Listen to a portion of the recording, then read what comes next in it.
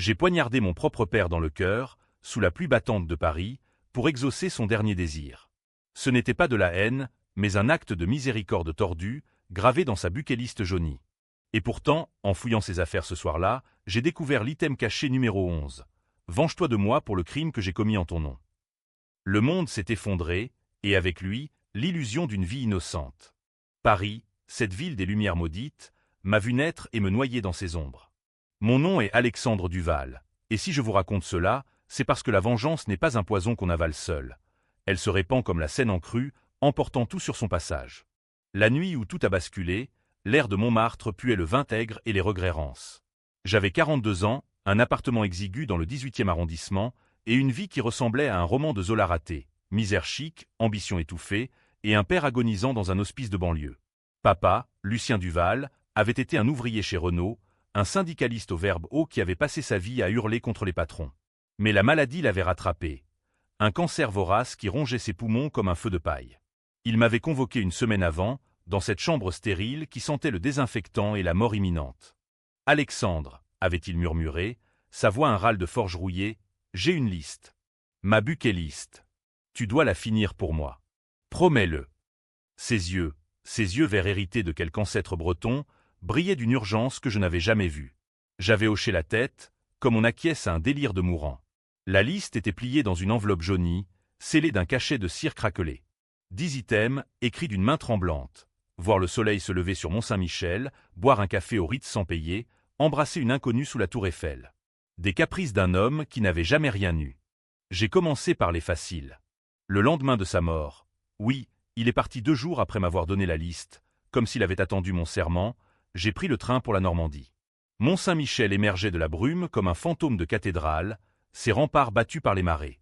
J'ai gravi les escaliers glissants, le vent salé fouettant mon visage, et j'ai regardé le soleil percer l'horizon. « Pour toi, papa », ai-je murmuré, une boule dans la gorge. C'était pathétique, cette fidélité posthume à un homme qui m'avait élevé à coups de ceinture et de silence. De retour à Paris, les items suivants se sont enchaînés comme une descente aux enfers. Le café au Ritz, j'ai revêtu mon unique costume, usé au coude, et commandé un expresso en feignant l'aisance. Le serveur m'a toisé, mais j'ai payé avec les économies de papa, celles qu'il gardait dans une boîte à biscuits.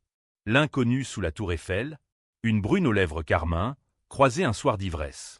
Elle a ri de mon audace, m'a laissé l'embrasser, un baiser fugace, amer comme l'absinthe.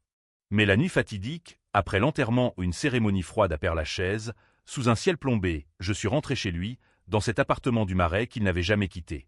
Les murs suintaient d'humidité, les meubles croulaient sous la poussière.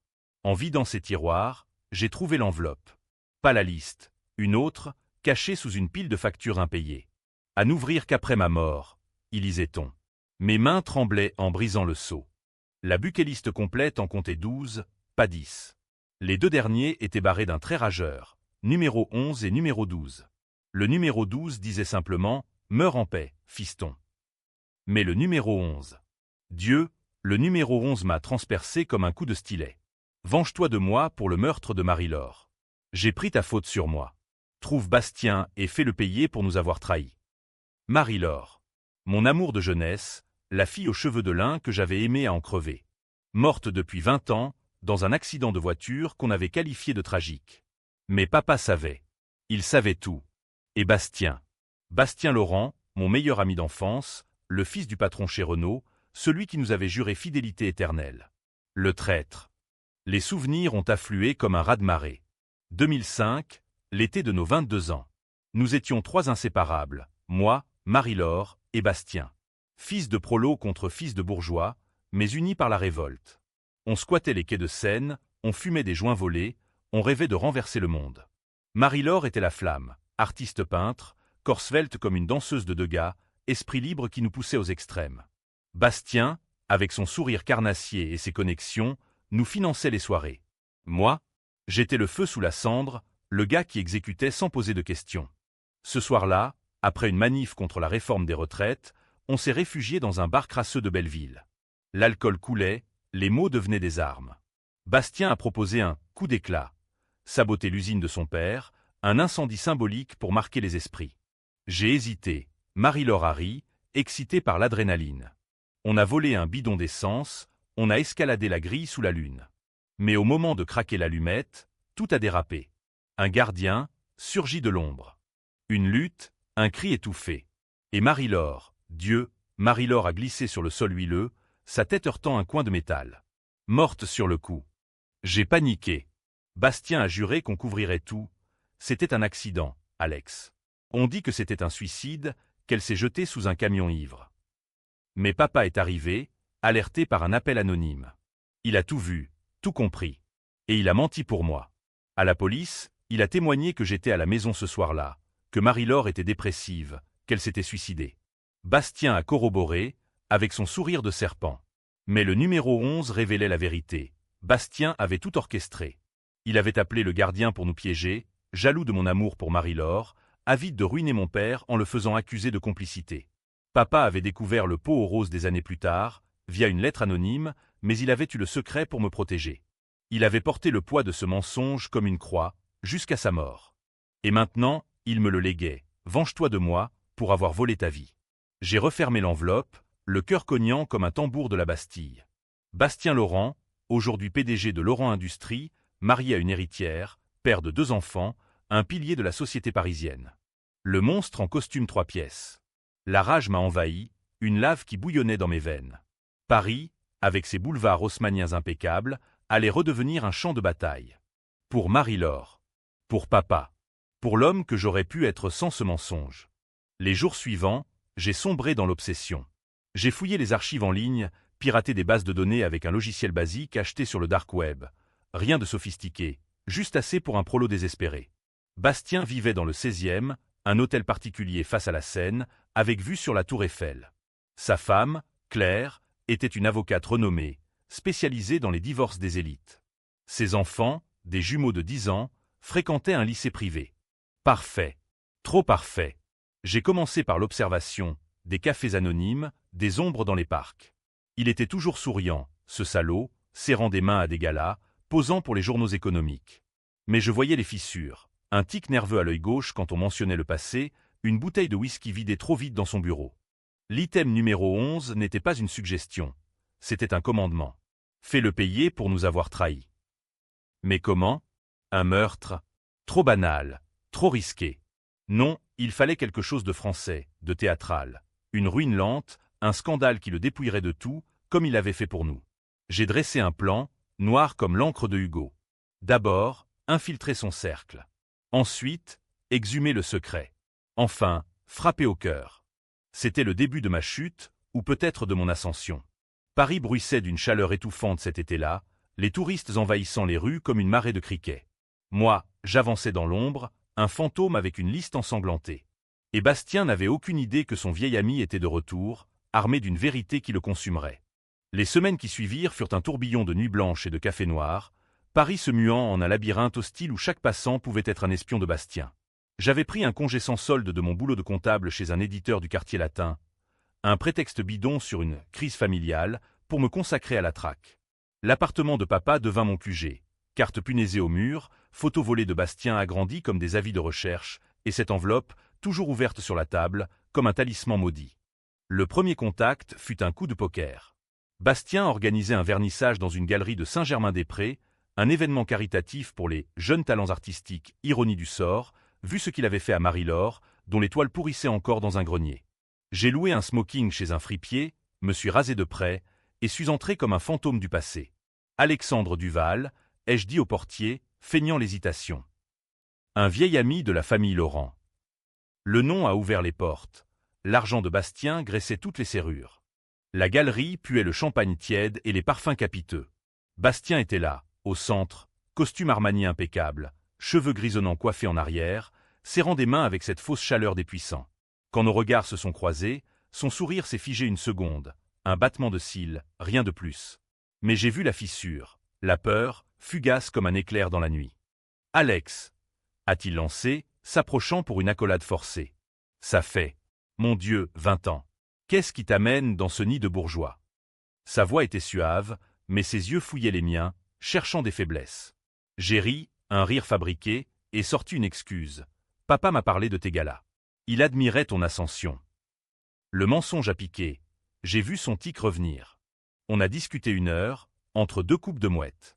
Il a vanté ses succès, l'expansion de Laurent Industries en Europe de l'Est, ses dons à des fondations écolos, hypocrites, pour un pollueur industriel. Moi, j'ai joué l'humble, divorcé, sans enfant, un job banal. La vie t'a épargné, hein? Ai-je glissé, en levant mon verre. Il a ri, mais trop fort. Et toi, tu portes encore le poids de l'accident? Ces mots étaient un piège, mais j'ai mordu à la passe embronchée. Papa m'a tout dit, Bastien. Sur Marie-Laure. Sur ce qu'il a fait pour moi. Le silence qui a suivi valait 1000 aveux. Son visage s'est décomposé une fraction de seconde, puis il a repris son masque. Ton père était un saint. Il nous a tous sauvés. Sauvés? Le mot m'a brûlé. J'ai hoché la tête, et on s'est séparés sur une promesse, on dîne ensemble bientôt. Pour les vieux temps. Ce dîner eut lieu une semaine plus tard, dans un restaurant étoilé du 7e, avec vue sur les Invalides. Claire était là, élégante dans sa robe noire, une louve en talons aiguilles. Les jumeaux absents, au ski à Megève. Bastien commandait les vins comme un roi, mais je voyais ses mains trembler légèrement sur le verre de Bordeaux. J'ai attaqué subtilement, des anecdotes sur Renault, sur les grèves de 2005.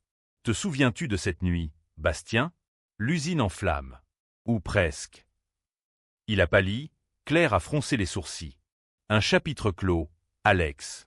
Laisse le passé où il est. Mais le passé ne dort pas, il ronge. Le lendemain, j'ai reçu un colis anonyme, une lettre de papa, datée de 2010, adressée à moi mais jamais envoyée. Dedans, les détails. Bastien avait planifié le sabotage pour discréditer Lucien, son rival syndical. Il avait payé le gardien pour nous surprendre, espérant que l'incendie accuse papa de terrorisme. Mais quand Marie-Laure est morte, Bastien a vu l'opportunité, me faire porter le chapeau, forçant papa à mentir pour couvrir son fils. Il m'a volé ma dignité, fiston. Et la tienne. Venge-nous. La rage s'est cristallisée en plan. Preuve? A-t-il demandé, cigarette au bec. J'ai sorti des copies, le témoignage falsifié de papa, des extraits d'archives policières que j'avais obtenus via un flic corrompu, Paris regorge de telles âmes. Pas assez pour un procès, mais suffisant pour un article sulfureux dans le Canard enchaîné. Attends mon signal, ai-je dit. En parallèle, j'infiltrais plus profond. Via LinkedIn, j'ai approché un employé de Laurent Industries, une DRH ambitieuse nommée Sophie. Un café, un flirt anodin, et elle lâchait des infos. Bastien blanchissait de l'argent via des filiales offshore pour financer ses campagnes électorales. Il visait la mairie de Paris. Le piège se resserrait. Mais Bastien n'était pas dupe, il louchait. Un soir, en rentrant, je trouvai ma porte forcée. Rien de volé, juste un message gravé sur le miroir. Laisse tomber, Alex. Pour ton bien.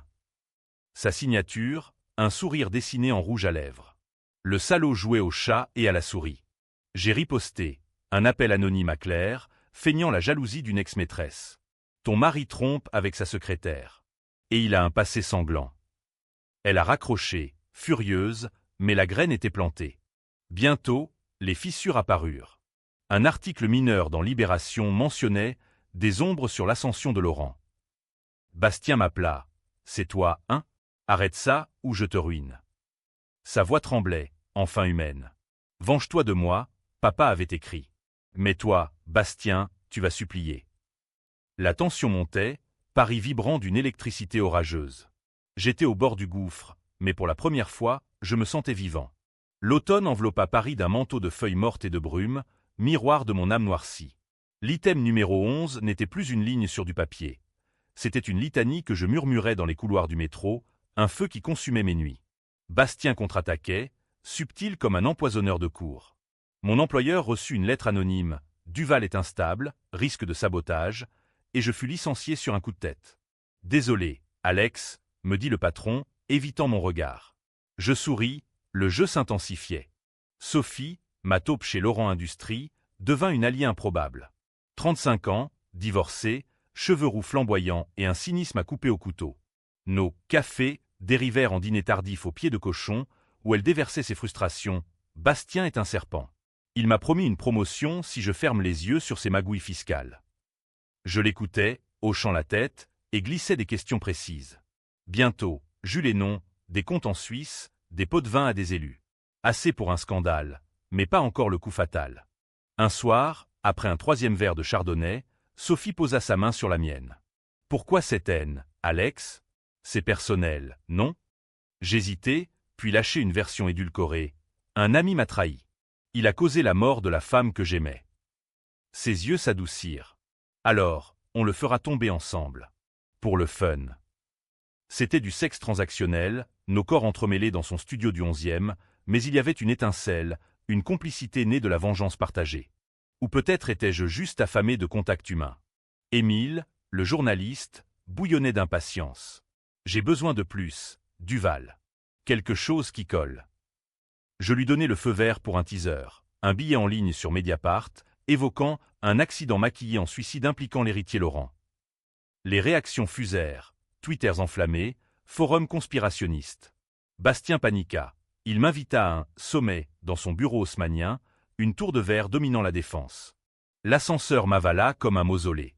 Bastien m'attendait, seul, une carafe de cognac sur le bureau. « Assieds-toi, vieil ami. » Sa voix était un fil tendu.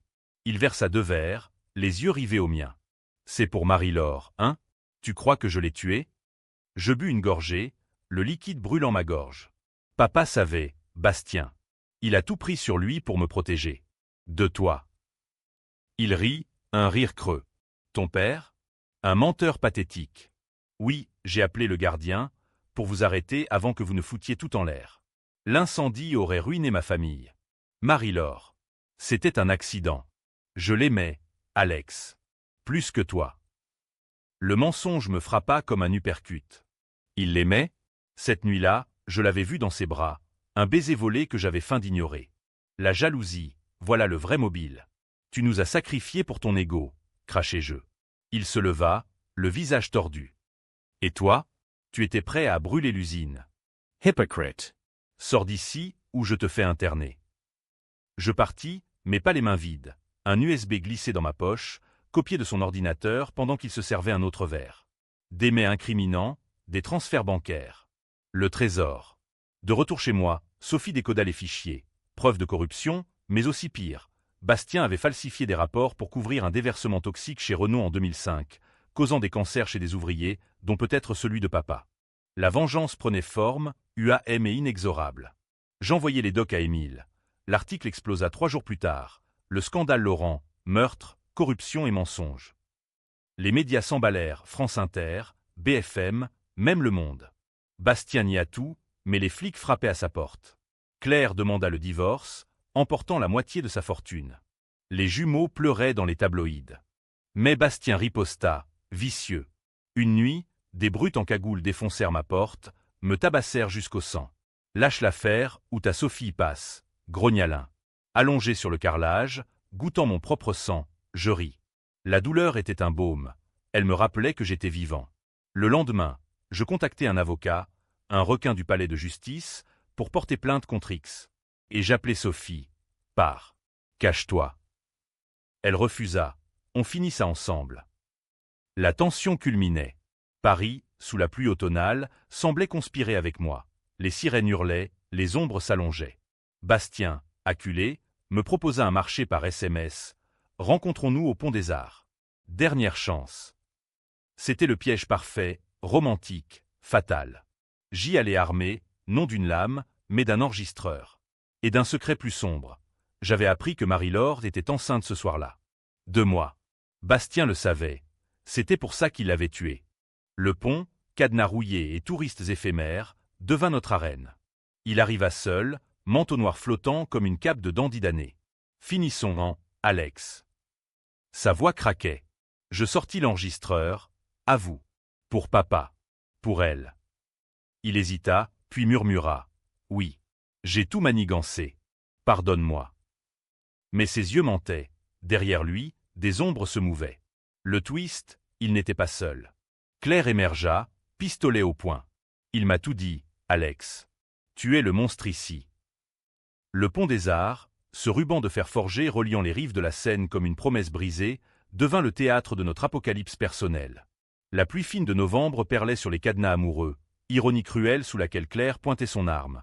Un petit Beretta nickelé, élégant comme un bijou de quartier. Bastien se tenait immobile, un sourire tordu aux lèvres, ses yeux passant de moi à elle comme un marionnettiste savourant son chaos. « Tu vois, Alex » murmura-t-il. « Même ma femme sait que tu es le poison. Ton père a menti pour couvrir un incendie que tu as allumé. Marie-Laure, elle voulait te quitter pour moi. Les mots me transpercèrent plus que la lame invisible de la trahison. Enceinte de moi, et il osait. Mais Claire parla, sa voix un scalpel. J'ai engagé un privé. Les enregistrements, les fichiers, c'est toi qui fabriques les preuves. Bastien est innocent. C'est toi le saboteur, le menteur qui a causé sa mort. Son doigt caressait la détente, et je vis le tableau. Bastien, maître des illusions, avait retourné la vapeur. Les brutes de l'autre nuit, ces hommes, pour me faire passer pour parano. L'article d'Émile, piraté et manipulé pour le faire douter. Paris hurlait autour de nous, klaxons lointains, rires de passants ignorants, mais le monde se réduisait à ce pont glissant. Tire, Claire, encouragea Bastien, sa voix suave redevenant le venin d'antan. Pour nos enfants, pour laver son nom. Elle hésita, son bras tremblant légèrement. L'avocate en elle flairait le piège. J'aurais pu fuir, plonger dans la Seine noire, mais l'item numéro 11 pulsait dans ma tête. Venge-toi de moi. Pas de lui seul, mais du système qu'il incarnait. La trahison des classes, des amis, des amours. Je sortis l'arme que j'avais cachée sous mon manteau. Pas un flingue, mais le couteau de papa, celui avec lequel il taillait ses pipes en bruyère. Tu as raison, Bastien. C'est personnel. D'un bond, je le plaquai contre la rambarde, la lame contre sa gorge. Claire cria, tira, la balle siffla, effleurant mon épaule, un sillon de feu. Le sang coula, chaud et métallique, mais l'adrénaline noya la douleur. Bastien gargouilla. Attends. Je mens. Marie-Laure. Elle était à toi. J'ai tué le gardien après, pour couvrir. Papa savait, il m'a forcé à mentir. Le twist me frappa. Papa n'était pas la victime innocente. Il avait découvert la grossesse, forcé Bastien à se taire en menaçant de révéler sa jalousie meurtrière. Mais dans la panique, papa avait pris le blâme pour l'accident, gavant la police d'un suicide bidon pour protéger nous deux. Le fils prolo et le fils bourgeois, unis dans le crime. Bastien n'était pas le seul traître. Papa l'était aussi, par omission, par amour tordu. Claire rechargea, hurlant aux flics invisibles. Touristes s'éparpillaient, téléphone sorti pour filmer le drame. C'était le climax. Pas une vengeance privée, mais un spectacle public, digne d'une tragédie racinienne. Choisis, Bastien, sifflai je, la lame entaillant sa peau. À vous pour de bon, ou je t'ouvre comme un livre. Il pleura, enfin brisé. Oui, j'ai piégé l'usine. J'ai poussé Marie-Laure. Pour te détruire, Alex. Parce que tu avais tout, elle, la révolte pure. Je lâchai prise, il s'effondra, saignant. Claire visa à nouveau, mais Sophie surgit de l'ombre, mon ange gardien, un tasé à la main. Elle électrocuta l'avocate, qui convulsa sur les planches mouillées. « Cours !» cria-t-elle. On s'enfuit dans les ruelles du Louvre, sirène hurlant derrière nous. Bastien gisait, vivant mais ruiné. Les vidéos virales le montraient supplié, confessant tout. Le scandale explosa. Arrestation, divorce, suicide tenté. Paris se divisa. D'un côté, les prolos acclamaient la vengeance du peuple. De l'autre, les élites hurlaient au lynchage populiste. Était-ce justice ou chaos? Les débats enflammaient les plateaux télé, les réseaux, les bistrots. Mais pour moi, le coup était clair. Sophie et moi nous cachâmes dans un garni de Pigalle, pensant nos blessures physiques et morales. « C'était pour papa » demanda-t-elle, sa tête sur mon épaule. « Pour nous tous » répondis-je. Pourtant, la nuit, les fantômes veillaient, Marie-Laure, enceinte et perdue. Papa, martyr autoproclamé. L'item numéro 11 accompli. Mais à quel prix? Bastien pourrissait en garde à vue, Claire le quittait avec les gosses, mais la société, cette machine impitoyable, continuait de tourner. La tension culmina en un appel anonyme, Émile, excité. « Alex, t'es un héros ou un fou? L'article final sort demain. Mais les flics te cherchent. » Héros? Fou? Les lignes s'effaçaient. Sophie murmura. « On s'en va. Espagne, peut-être. » Mais je savais, la vengeance n'épargne personne. Elle dévore le vengeur. L'hiver s'abattit sur Paris comme un linceul, la neige rare et sale couvrant les boulevards d'un voile hypocrite. Sophie et moi avions fui vers le sud, un petit appartement à Marseille, face à la Méditerranée turquoise qui moquait nos âmes grises. Les nouvelles nous poursuivaient. Bastien inculpé pour homicide involontaire et corruption, sa fortune saisie, son empire en cendres. Claire, brisée, s'était suicidée d'une overdose de somnifères, un écho tragique à Marie-Laure, disent les tabloïds. Les jumeaux, placés chez des tantes, orphelins d'un père monstre et d'une mère victime collatérale. La France se déchirait. Manifestations pro-justice populaire dans les banlieues, pétitions élitistes pour la présomption d'innocence. Mon nom circulait, héros pour les uns, terroriste pour les autres. J'avais semé le doute, divisé la nation, mission accomplie, mais quel triomphe amer. Les nuits à Marseille étaient pires que les jours. Je revivais le pont en boucle, le sang de Bastien sur mes mains, le cri de Claire, le flash des téléphones. Sophie essayait de me ramener, avec ses caresses et ses projets d'avenir. Ouvrons une galerie, Alex. Pour Marie-Laure. Mais l'item numéro 12 me hantait, meurs en paix, fiston. Papa n'avait pas voulu ça. Il voulait que je vive, libéré du mensonge. Pourtant, le twist final m'avait rattrapé, plus vicieux que tout. Un matin, un colis arriva. Pas d'expéditeur, juste une enveloppe familière. Dedans, une lettre de Bastien, écrite de sa cellule à la santé. Tu as gagné, Alex. Mais tu ne sais pas tout. Ton père. Il a tué le gardien après l'accident. Pour effacer les traces. Il m'a forcé à mentir, sous peine de mort. Et Marie-Laure? Elle savait pour nous deux, toi et moi, amant secret cette nuit-là. Elle voulait partir, enceinte de toi, mais dégoûtée par notre duplicité. Le papier trembla dans mes mains. Papa, meurtrier? Bastien et moi, amants? Un flash, ce baiser sur le quai, l'adrénaline de la manif, nos corps pressés dans l'ombre. J'avais refoulé, nié, mais c'était vrai. La trahison n'était pas seulement classe ou jalousie. C'était intime, charnel, destructeur. Le monde bascula. Papa avait couvert un double meurtre, le gardien, et l'âme de Marie-Laure, brisée par nos mensonges. Bastien n'était pas le seul serpent. Nous l'étions tous. Sophie trouva la lettre, lue en silence. Et maintenant? Demanda-t-elle, voix brisée. Je la regardai, ses yeux verts rappelant ceux de papa. On avoue. Tout. Mais elle secoua la tête. Ça te tuera. Laisse-le passer. Le débat intérieur me rongeait. Justice sous paix. Venger papa signifiait le salir. Le glorifier, perpétuer le cycle. Marseille, avec ses calanques escarpées, devint prison. Je marchais des heures sur le vieux port, le Mistral fouettant mes regrets. Une nuit, Sophie partit, une valise discrète, un mot, je t'aime, mais pas ce fantôme. Vie pour elle. Seul, je restai, ombre parmi les ombres. Le twist final vint par un appel, Émile. Alex, on t'a localisé. Les flics arrivent. Rends-toi. Je raccrochai, regardai la mer. L'item numéro 11 avait bouleversé ma trajectoire. Mais le numéro 12? Meurs en paix. Pas la mort physique, compris-je enfin, la paix intérieure, lâcher la vengeance. Mais trop tard. Je gravis les rochers des Calanques, le vent hurlant comme les âmes de Marie-Laure et papa. Un pas, et le vide. Pourtant, je ne sautais pas. Au bord, un flash, la buckéliste, pas une malédiction, mais un legs. Venge-toi de moi, de mes mensonges, de ma faiblesse. Je rentrai, appelai les autorités. C'est Alexandre Duval. J'ai des confessions à faire. La paix? Une illusion. Mais la vérité, enfin, libérée. Épilogue. Aujourd'hui, je purge 5 ans à la santé, pour complicité et diffamation. Bastien, 10 ans pour corruption. La société débat encore. Ai-je rétabli l'équilibre, ou semé le chaos? Sophie m'écrit, enceinte, de moi, cette fois. Peut-être un nouveau départ. Ou un autre cycle. Paris, loin, bruise de ses lumières. Et moi, dans l'ombre, je souris. La vengeance est un art français, disputé jusqu'au bout.